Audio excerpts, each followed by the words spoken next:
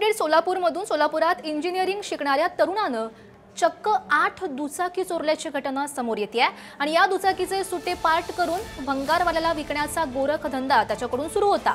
आरोपी साहिल शहापुरेसह वडील आणि भंगारवाल्यावर गुन्हा दाखल झाल्याची माहिती मिळते।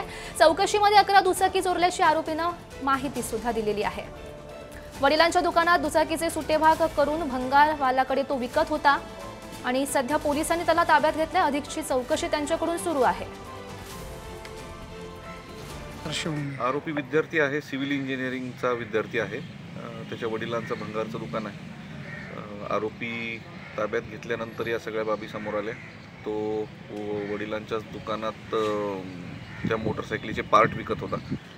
सदर बाजार पोलीस स्टेशनच्या गुन्हे शोध पथकामार्फत वर्कआउट करून एक मोटरसायकल चोरीचा आरोपी पकडण्यात आलेला आहे। त्याच्याकडून 8 मोटरसायकली आणि 2 मोटरसायकली तोडून त्याचे काही पार्ट्स विकत असल्याची माहिती मिळाल्यावरून त्याला ताब्यात घेण्यात आलं होतं आणि या 8 मोटरसायकली आणि 2 मोटरसायकलीचे पार्ट्स ऑलरेडी विकताना आपण त्याला